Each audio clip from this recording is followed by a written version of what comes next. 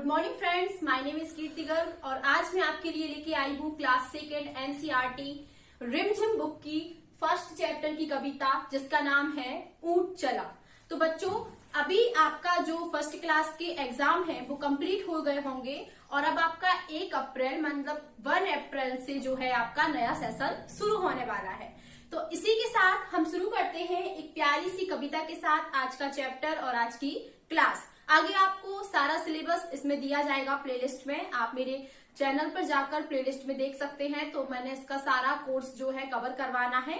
आगे देखते हैं हम। लेकिन एक बात और, ऊंट चला कविता को पढ़ने से पहले हम ऊंट के बारे में कुछ बातें जान लेते हैं। जैसे कि ऊंट जो है वो कहाँ पर पाए जाते हैं, कैसा जानवर है और इसकी क्या विशेषताएं, क्या खासियत है।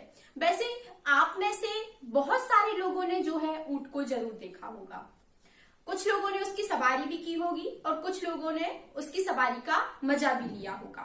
मुझे लगता है कि ऊंट मतलब हम में से और आप में से कई लोगों ने ऊंट को देखा है, लेकिन जो ऊंट होता है वो हाथी से भी बड़ा होता है। अब बच्चों, मैं यहाँ पर हाथी से बड़ा इसलिए बोल रही हूँ क्योंकि वो वजन में बड़ा नहीं होता, क्योंकि हाथी तो बहुत मोटा तगड़ा होता है, वजनदार होता है, लेकिन ऊंट जो होता है वो हाथी से थोड़ा सा थिन होता है, मतलब पतला होता है। लेकिन ऊंट की जो लंबाई होती है वो हाथी से भी ऊंची होती है, पहली चीज। दूसरी चीज, ऊंट की जो गर्दन होती है वो ऊंची होती है और पीछे से थोड़ी सी कुबड़ भी निकली होती है, जिसमें वो कई दिनों का इकट्ठा पानी पी के स्टोर करके रखता है। जी हाँ बच्चों, ऊंट जो होता है वो एक बार पानी पी के कई दिनों तक प्यासा रह सकता है। प्यासा नहीं कह सकते हम इसके लिए, ये भी कह सकते हैं कि वो अपने जो पानी है, जो पानी का स्टोरेज है वो कहाँ पे स्टोर करके रखता है, अपनी पीठ में स्टोर करके रखता है, जिसको हम कुबड़ बोलते हैं।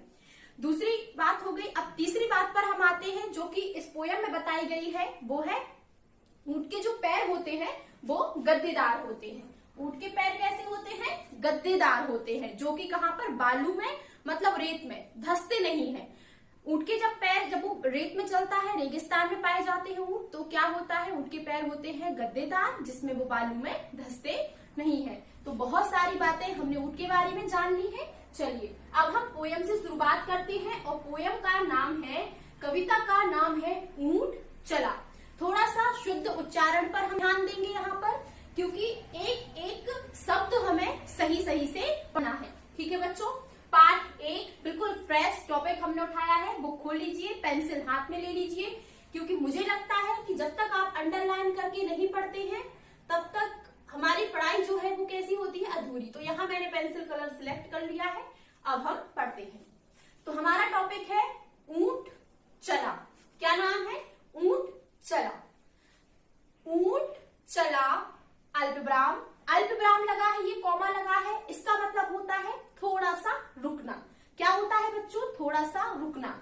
अल्प माने थोड़ा, विराम माने रुकना।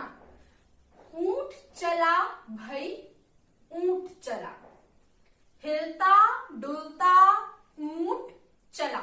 ये जो डंडा है ये क्या है? पूर्ण विराम। क्या है बच्चों? पूर्ण विराम। पूर्ण विराम का मतलब होता है ये सेंटेंस जो है आपका पूरा कंप्लीट हो गया। ऊंट चला भाई ऊंट चला, हिलता डुलता ऊंट चला, इतना ऊंचा ऊंट चला, ऊंट चला भाई ऊंट चला। आगे देखते हैं। ऊंची गर्दन ऊंची पीठ। अब देखिए ऊंट की गर्दन कैसी है, मैंने पहले ही बताया था। ऊंची गर्दन कैसी है? ऊंची गर्दन और ऊंची क्या है? पीठ है बच्चों। तो ऊंची गर्दन ऊंची पीठ, पीठ उठाए ऊंट चला। क्या उठा के चला? पीठ उठा के ऊंट चला। ठीक है बच्चों। इसके बाद हम देखते हैं नेक्स्ट पेज हमारा। ये आप थोड़ा सा ऊंट का चित्र देख लीजिए। ये यहाँ पे इसके पैर हैं, ये गद्देदार पैर होते हैं। ऊंट की जो कुबड़ होती है वो हल्की सी उठी हुई होती है और ये जो पानी पीता है ये यहाँ पे स्टोर करके रखता है। और ऊंट की गर्दन जो होती है वो बहुत ऊंची होती है। ठीक है। आगे देखते हैं हम। हल्का सा इसको छोटा कर लेंगे ताकि आप लोग को समझ में आए और दिखे भी, और मुझे भी पढ़ाने में आसानी हो। बालू है तो होने दो, बालू है तो होने दो। अब मैंने बालू का मतलब आपको बताया था, बालू मतलब क्या होती है, रेत होती है। बालू है तो होने दो, बोझ ऊंट को ढोने दो, बोझ ऊंट को ढोने दो मतलब जो वहां पे रेगिस्तान का जहाज कहा जाता है ऊंट, तो वहां पे वो काय के काम में भी आता है, बोझा ढोने के काम में भी आता है। नहीं फंसेगा बालू में, क्या नहीं होगा, ऊंट जो है वो बालू में नहीं फंसेगा। बालू में भी ऊंट चला, अब बालू में भी ऊंट चला मतलब रेत में भी ऊंट चल सकता है। जब थक कर बैठेगा ऊंट, जब ऊंट जो बालू में चलते चलते थक जाएगा रेगिस्तान में, तो वो क्या करेगा, थक कर बैठ जाएगा एक जगह। तो किस करवट बैठेगा ऊंट, अब जब वो थक कर बैठेगा तो वो किस करवट बैठेगा। ये यहाँ पर प्रश्नवाचक चिन्ह लगा हुआ है। प्रश्नवाचक चिन्ह का मतलब होता है आपसे एक क्वेश्चन किया गया है, इसको क्वेश्चन मार्क इंग्लिश में बोलते हैं और हिंदी में बोला जाता है प्रश्नवाचक चिन्ह। मतलब यहाँ पर किस करवट बैठेगा ऊंट, अब ऊंट किस करवट बैठेगा, बता सकेगा कौन भला। इस लाइन पे आ जाते हैं, बता सकेगा कौन भला, ऊंट चला भाई ऊंट चला। जल्दी से क्विक रिवीजन करते हैं और फिर हम आगे बढ़ते हैं।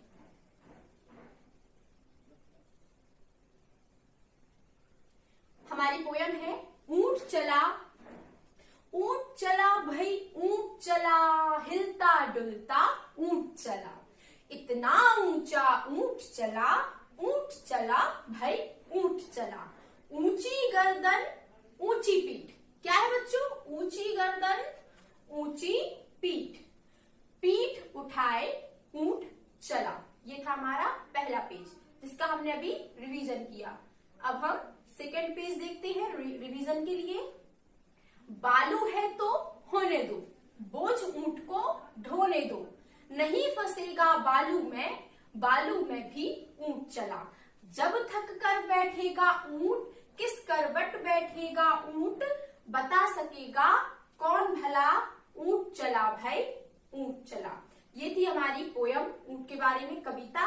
अब हम आगे बढ़ते हैं, आप भी पेजेस अपने उलट पलट कर लीजिए, मेरा मतलब है कि नेक्स्ट पेज निकाल लीजिए और फिर हम इसमें कुछ वर्क करेंगे। अब आने वाला है असली मजा। अब क्या आने वाला है, असली मजा। चलिए, यहाँ पर आपको एक कविता दी हुई है, झटपट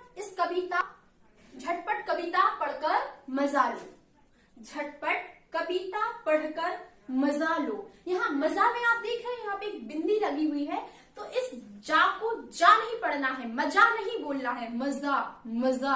आपकी जब ये टंग है ना, ये जीभ में हल्की सी झंझनाहट होने लगी, ये छोटी छोटी बातें होती हैं, मजा मतलब झटपट कविता पढ़कर मजा लो, मजा लो।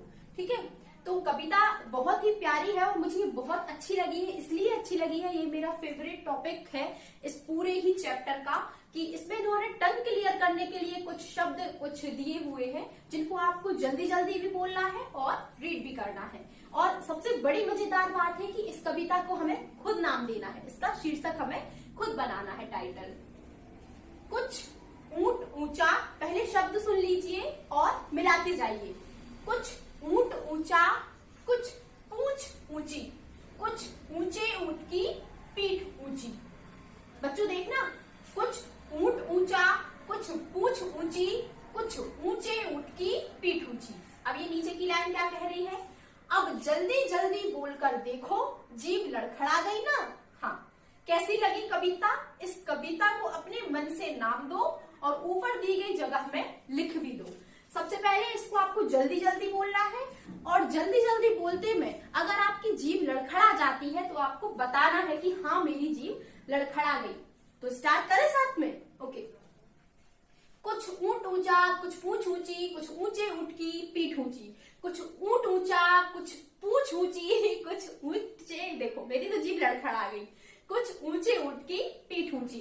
इसको आपको क्या करना है, 5 से 6 बार बोलना है, जल्दी जल्दी बोलने की कोशिश करना है, स्पीड बढ़ानी है। पहली बार में थोड़ा सा स्लो बोले, फिर स्पीड बढ़ाए, फिर स्पीड बढ़ाते बढ़ाते इससे क्या होगा, आपकी टंग क्लियर हो जाएगी। ठीक है, तो अब यहाँ पर हम इसको क्या नाम दे दें, तो हम दे देते हैं इसको ऊंचा ऊंचा ऊंट। आप अपने मन से कुछ भी नाम दे सकते हैं, जरूरी नहीं है कि जो मैं बोल रही हूं वही हो। आप अपने मन से कुछ भी बोल सकते हैं, ऊंचा ऊंट या ऊंट ऊंचा या पूंछ ऊंची, जो आपको सही लगता है। ठीक है, ये हमने इसका शीर्षक दे दिया। अब हम आगे चलते हैं और नेक्स्ट पेज को देखते हैं। देखिए बच्चों, यहाँ पर आपको दो चित्र दिए हुए हैं। एक रोड वाला चित्र दिया हुआ है, ऊपर कुछ बादल दिख रहे हैं, रोड है, इस साइड मैदान है, इस साइड मैदान है, सामने दो हिल्स या पहाड़ आपको दिख रहे हैं, और इस साइड हमें रेत ही रेत दिख रही है, कुछ रेत के ऊंचे नीचे टीले दिख रहे हैं। तो ये रेगिस्तान कहलाता है और ये हमारा एक नॉर्मल एरिया कहलाता है, सामान्य जगह कहलाती है। तो अब हमें क्या देखना है, ऊंट रेगिस्तान में ज्यादा मिलते हैं। नीचे दो चित्र बने हैं, सही जगह पर ऊंट का चित्र बनाओ। तो इन्होंने पहले ही यहाँ पे बता दिया है कि ऊंट जो होते हैं वो कहाँ पे मिलते हैं, वो रेगिस्तान में मिलते हैं। ये जो इन्होंने रेगिस्तान शब्द कह दिया है, तो रेगिस्तान का मतलब होता है जहाँ पर रेत ज्यादा हो। अब यहाँ दोनों में से आपको रेत कहाँ दिख रही है, तो सामान्य सी बात है, आप इसी वाली पिक पे टिक करेंगे और बोलेंगे कि मैम हमें ऊंट का चित्र यही बनाना चाहिए। क्यों? क्योंकि ऊंट रेगिस्तान में पाए जाते हैं और रेगिस्तान का चित्र हमें कहाँ दिखाई दे रहा है, इस वाली पिक पे। ठीक है, तो नीचे दो चित्र बने हैं, सही जगह पर ऊंट का चित्र बनाना है। अब इस जगह पर आपको ऊंट का चित्र बनाना है और यहाँ हम क्रॉस भी कर सकते हैं। फिर अगला क्वेश्चन हमारा आता है, बालू या रेत कहाँ कहाँ पर मिलती है। बालू और रेत जो होती है वो कहाँ कहाँ पर मिलती है, तो हमें बताना है कि बालू और रेत, जैसे अभी तो हम नॉर्मल सा रेगिस्तान यहाँ पे हम लिख दे रहे हैं कि रेगिस्तान में जो है रेत मिलती है। और कहाँ मिलती है रेत, आप जरूर बताएंगे, कमेंट में आंसर करेंगे। आपका ये वर्क है, क्योंकि सारा काम अगर मैंने करवा दिया तो फिर आपकी दिमाग की कसरत कैसे होगी, वो भी जरूरी है ना। आगे हम बढ़ते हैं, आगे देखते हैं कितना। ये बड़ा मजेदार है, पता है, यहाँ अफवाहें फैलानी है, गप्पे मारनी है, अपने मन से बातें देनी है। हिलता डुलता ऊंट चला, इतना ऊंचा ऊंट चला। कुछ नहीं करना है, क्वेश्चन दिए हुए हैं, कंडीशन दी हुई है, उनके हिसाब से हमें ये बुक जो है आप अपनी बुक में ही फिल करना ये। अब बताओ, ऊंट कितना ऊंचा। पहला क्वेश्चन क्या है, ऊंट कितना ऊंचा। मैंने इस निशान के बारे में आपको, चिन्ह के बारे में पहले बता दिया है कि ये प्रश्नवाचक होता है। जहां कहीं भी ये आपको चिन्ह दिखता है, समझ लीजिए आपसे प्रश्न पूछा गया है। ऊंट कितना ऊंचा, तुम्हारी कक्षा की दीवार जितना, हाथी जितना, बिजली के खंभे जितना, और एक कॉलम आपके लिए छोड़ा गया है कि अब आप अपने मन से बताओ कि कितना। बताओ, थोड़ा सा दिमाग लगाओ। तुम्हारी कक्षा की दीवार जितना, हाथी जितना, बिजली के खंभे जितना, या फिर आप बोल दो मेरी घर की छत जितना। अब हम यहाँ छत बस लिख दे रहे हैं, बाकी आप अपने मन से लिखना छत जितना। ठीक है बच्चों, आगे देखते हैं। अगला क्वेश्चन है हमारा, हाथी कितना मोटा। अगला क्वेश्चन क्या है, हाथी कितना मोटा। कितना मोटा हाथी, तो तुम्हारी माँ के संदूक जितना। संदूक का मतलब होता है एक लकड़ी का मोटा सा बक्सा आता था पहले के जमाने में। आपने शायद जादू वाली उसमें देखा हो, जादूगर भी लिए रहते थे वो संदूक, उसमें छड़ी अड़ी बांध के ताला आला डाल के फिर वो उसमें लेट जाते थे। शायद ना देखा हो, आगे चल के आप टेलीविजन पे, टीवी पे देख सकते हैं। तो तुम्हारी माँ के संदूक जितना, ऊंट जितना, पहाड़ जितना, या फिर हम क्या लिख सकते हैं, पेड़ जितना। क्या लिख सकते हैं, पेड़ जितना। पेड़ जितना मोटा हो सकता है भैया। आप यहाँ पे जरूरी नहीं है कि जो मैं फिल कर रही हूँ वही आपकी, अगर आप स्कूल का वर्क होता है, स्कूल के जो टीचर्स होते हैं वो फिल करवाते हैं, तो आपको उस अकॉर्डिंग भी इसको फिल करना है। लेकिन यहाँ पे हमें सिर्फ अपने मन से ही वर्ड देखते हैं। अगला क्वेश्चन है, चींटी कितनी छोटी। अब भैया चींटी कितनी छोटी हो सकती है, आइए हम कंडीशंस देखते हैं। पहले इसमें क्या दिया है, चीनी के दाने जितनी, ठीक है मान लिया। चावल के दाने जितनी, ये भी मान लिया। इलायची के दाने जितनी, चलो ये भी मान लिया कितनी हो सकती है। फिर आगे आपको एक बॉक्स दिया हुआ है, आपको बताना है। तो हम ले लेते हैं चाय पत्ती। चाय पत्ती सबने देखी है ना, सुबह सुबह चाय बनती है ताजा, है ना। चाय पत्ती के दाने जितनी, चलो चाय पत्ती के दाने जितनी। ओके बच्चों,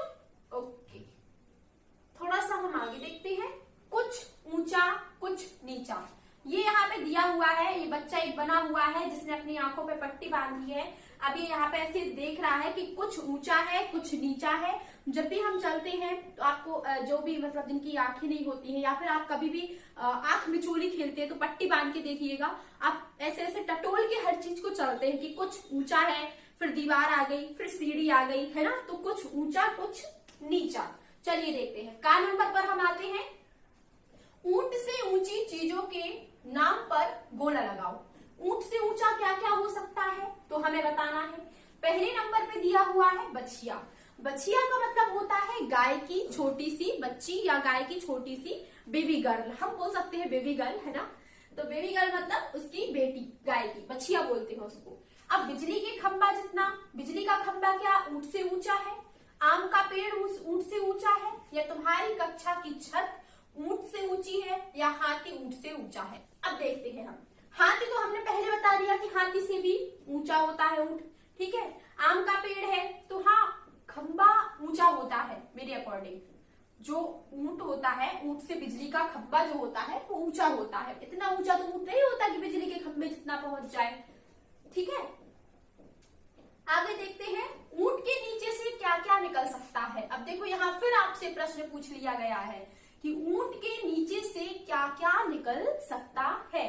तो देखो, आपको ऐसे कुछ जानवर पता होंगे, जैसे कि ऊंट जब इतना ऊंचा है तो उसके अब छोटे छोटे जानवर तो आराम से निकल जाएंगे। चींटी निकल जाएगी, चीता निकल जाएगा, हाँ, कुत्ता निकल जाएगा, बिल्ली निकल जाएगी, खरगोश निकल जाएगा, और क्या निकल सकता है, चूहा निकल सकता है ना। इतने सारे जानवर हैं जो ऊंट के नीचे से निकल सकते हैं।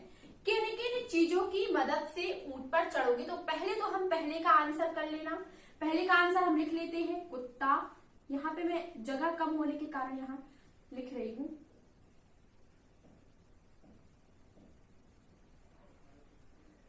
कुत्ता, बिल्ली, आप भी लिख सकते हैं। आपको फिल करना है या फिर आप अपनी नोटबुक में क्वेश्चन करके उसके आंसर करें। सेकेंड है हमारा, किन किन चीजों की मदद से आप ऊंट पर चढ़ोगे? अब भाई ऊंट पर चढ़ना है तो ऊंट तो ऊंचा रहता है, लेकिन आप किसकी मदद से ऊंट पर चढ़ोगे जब आपको सवारी करनी होगी? तो देखिए, पहला तो सीढ़ी हो गया। पहला ऑप्शन हमारे पास सीढ़ी होता है। और जब सीढ़ी ना हो, आपके पास कोई व्यक्ति हो जिनके साथ आप घूमने गए हैं, तो हम उनके कंधे की मदद भी ले सकते हैं। जनरली छोटे बच्चे क्या होते हैं कि अपने पापा या चाचा भैया के कंधे पे चढ़ के फिर उनको ऊपर बैठा दिया जाता है ना। तो कंधे की मदद से, ठीक है, कंधे की मदद से भी हम चढ़ सकते हैं। ये था, आगे देखते हैं। चलिए, सफर का सामान। अब यहाँ पे क्या है? सफर का सामान है। ऊंची गर्दन, ऊंची पीठ, पीठ उठाए ऊंट चला। बताओ ये सब क्या क्या उठाकर चलेंगे? बताओ ये सब क्या क्या उठाकर चलेंगे? तो बुक में आप निकाल लीजिए ये वाला पेज जहां पर ये लिखा है कि बताओ आप क्या क्या उठाकर चलेंगे। हाथी क्या क्या उठा के चल सकता है? आपने सोचा कुछ? हाथी सबसे पहला तो हाथी अपनी सूंड उठा के चलेगा भैया। और क्या उठा के चल सकता है? कान, कान ऐसे खड़े होते ना उसके, कान उठा के चल सकता है। और क्या उठा के चल सकता है हाथी? और क्या उठा के चल सकता है? और कोई भी चीज जैसे कि डाली या फिर वो जो भी खाता है वो। तो यहाँ पे मैं अपने मन से लिख रही हूँ, आपको भी पहले सोचना है, मन से सोचना है, उसके बाद किसी के बताए अनुसार आपको ये फिल करना है। टीचर जी क्या क्या उठा के चलेंगे? अब टीचर का काम क्या होता है? पढ़ाना।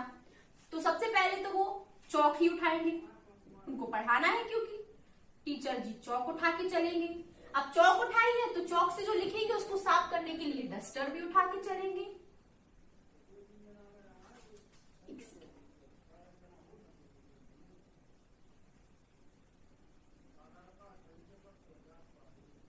हाँ, हल्की सी छोटी राइटिंग में लिख रही हूं,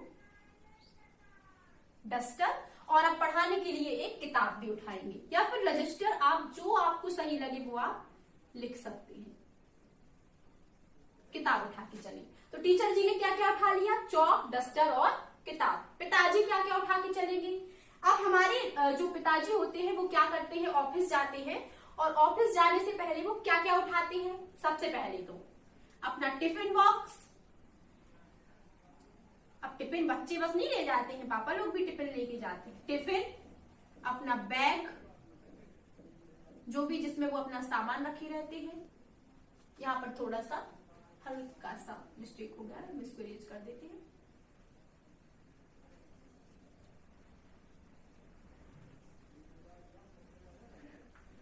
और क्या उठा के चलेंगे, लैपटॉप, जिससे अपना लैपटॉप है, मोबाइल भी है, जो भी आप लिखे, जो भी आपके पिताजी सुबह से उठा के जाते हो। यहाँ पे मिक्स हो रहे हैं, थोड़ा सा आप अपने हिसाब से देख लीजिएगा।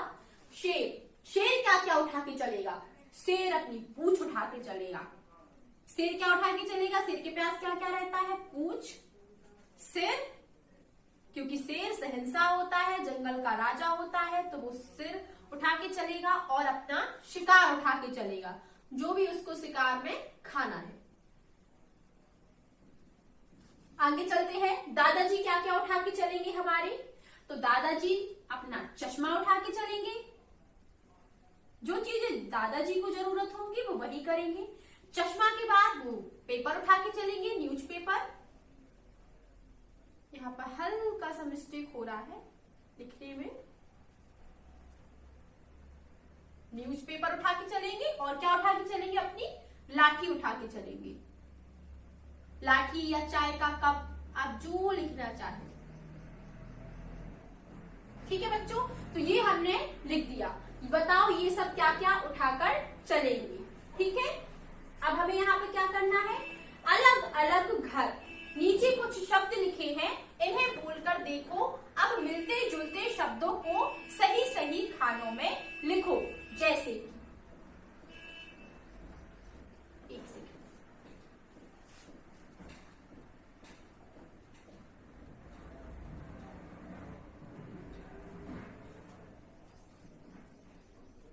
क्या है, नीचे कुछ शब्द लिखे हैं, इन्हें बोलकर देखो। अब मिलते जुलते शब्दों को सही खानों में लिखो।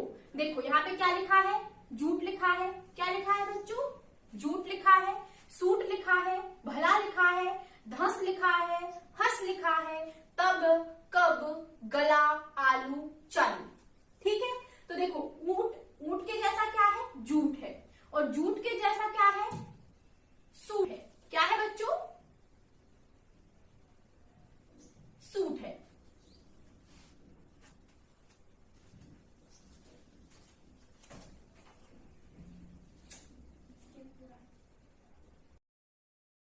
तो बच्चों अभी हम क्या देख रहे थे, नीचे कुछ शब्द लिखे हैं, इन्हें बोलकर देखो। मिलते जुलते शब्दों को सही खानों में लिखो। तो क्या क्या दिया है, झूठ, सूट, भला, धस, हंस, तब, कब, गला, आलू, चालू। तो ऊंट है, ऊंट के जैसा मिलता जुलता शब्द आपको क्या दिख रहा है, यहाँ पे देखो। पहले ऊंट से मिलता जुलता शब्द क्या है, ऊंट और झूठ, और झूठ से मिलता जुलता है सूट। क्या है, सूट। थोड़ा बोल के लिखेंगे तो बड़ा मजा आने वाला है। अब मुझे तो यहाँ पे सिर्फ एक ही दिख रहा है, सूट। अब भला, अब दूसरा शब्द क्या आ गया, ऊंट हमने खत्म कर दिया। अब आ गया है बालू। तो बालू जैसा यहाँ पर शब्द ढूंढो, क्या क्या दिख रहा है आपको, बालू है और क्या है, आलू। क्या है बच्चों, आलू, और फिर क्या है, चालू। तो ये दोनों शब्द हमें आलू, बालू, चालू मिल गए। अगले देखें, फंस। क्या है अगला, फंस। फंस के जैसा क्या दिख रहा है, ये दोनों शब्द हमें दिख रहे हैं, बिल्कुल जस्ट इसी के ऊपर है, धस और हंस। धस और हंस। अगला क्या है, चला। तो चला मतलब क्या है, चला, चला तो है, तो चला के जैसे और कौन से शब्द दिख रहे हैं आपके लिए, चला के जैसे और कौन से शब्द दिख रहे हैं बच्चों, चला के जैसा हमें दिख रहा है गला। चला के जैसा क्या दिख रहा है, गला। और क्या दिख रहा है बच्चों, भला। चला, गला और भला। अब क्या है, जब। अब क्या आता है, जब। तो जब, जब जैसा हमें क्या दिख रहा है, एक तो हमें तब दिख रहा है और एक कब दिख रहा है। हमने लिख दिया तब और कब। तो ये थे बच्चे हमारे आज के कुछ शब्द और ये आज की कुछ वर्कशीट थी जो कि हमने बुक भी फिल की, चैप्टर को भी समझा। आप लोगों को अगर समझ में आया हो तो आप मुझे कमेंट में जरूर बताएं। आने वाली वीडियो में मैं अपना और भी 100% आपको देना चाहूंगी। अगर मेरा पढ़ाना आपको समझ में आ रहा है तो मेरे चैनल को सब्सक्राइब करें, बेल आइकन ना दबाना भूलें और वीडियो को लाइक करें। तब तक के लिए bye bye, stay home, stay safe.